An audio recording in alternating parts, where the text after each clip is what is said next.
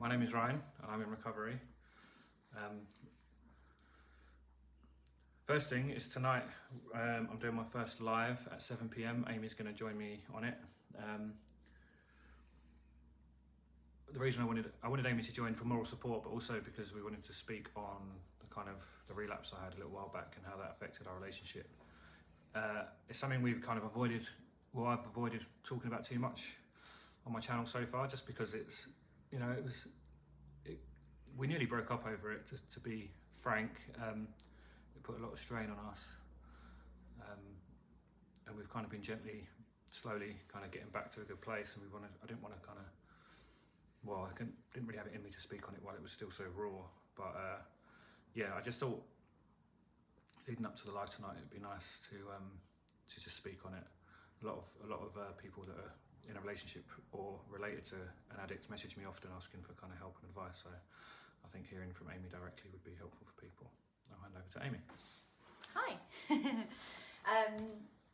Yeah, so Ryan said to me before we started this just to be completely honest. So that's my intention. And like you said, yeah, we did nearly break up over it, because the reality is being in a relationship with someone who is in recovery can be hard, but is in active addiction is really, really hard. And I actually have searched within and decided that I don't want to be in a relationship, in an intimate relationship with someone who's in active addiction.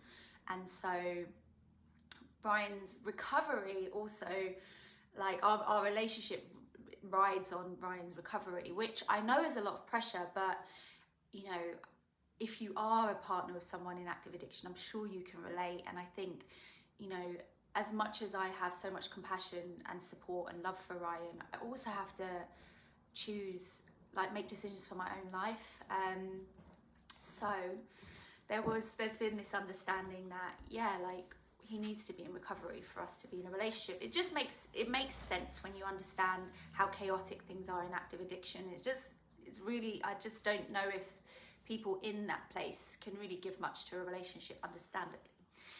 But yeah, so when the relapse happened, I mean, just a whole whirlpool of emotions, really. When it initially happened, there's like the fear and anxiety and the sadness that comes from it, comes with it.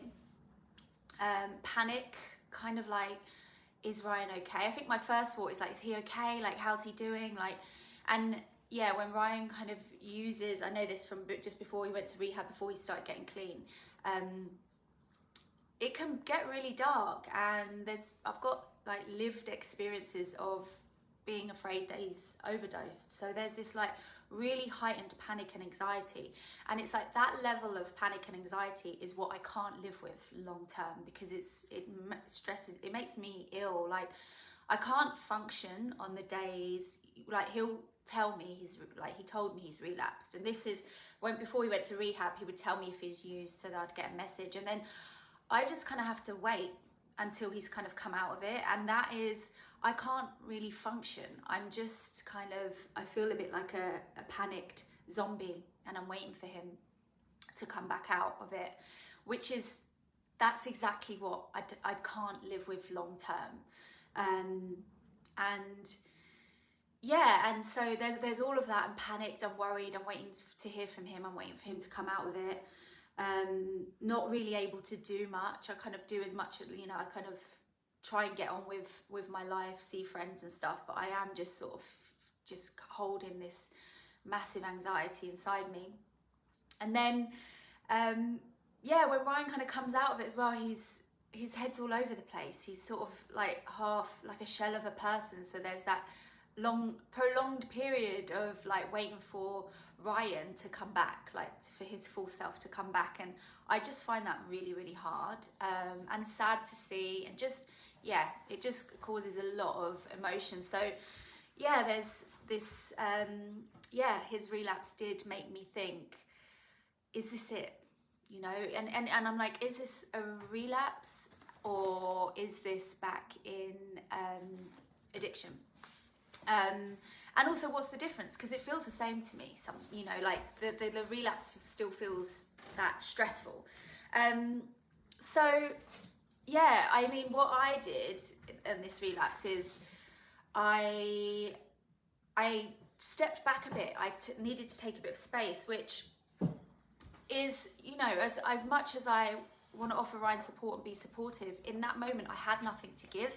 And I think that's really important to know. If you are supporting someone, like, are you supported? Do you feel full? Do you feel like you can't bypass your own feelings, because they will catch you up in the end, and it will not be healthy for the relationship if you just shovel everything down to support your loved one, because you have to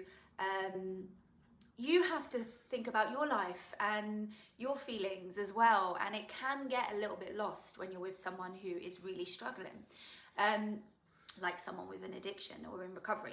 And so, and I also have had a few meetings with Families Anonymous, which really helped to understand that as well.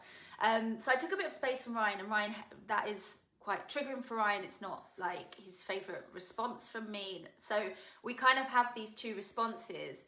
Like, I just need space. Like, there's nothing more I can do. Like, it's almost like there's no, I can't, I've got nothing else to give in that moment.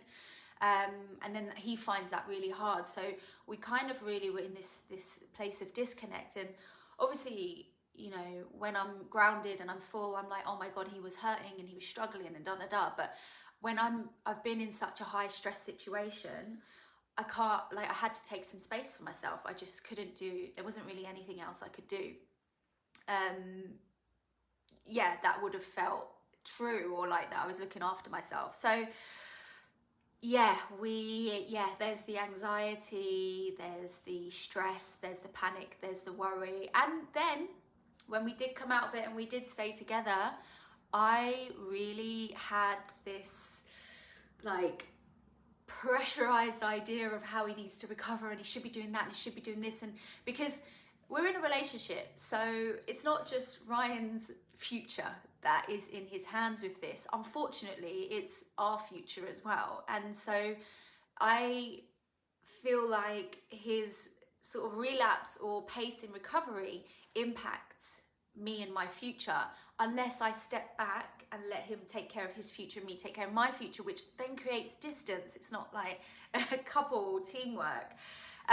So it is a complex situation, and I think the fact that we just talk about it so much really helps. And, you know, both don't deny our feelings. I'm sure we both felt quite resentful to each other at certain points. And yeah, it's in those moments we can't meet each other's needs, and we both need support that the other can't give.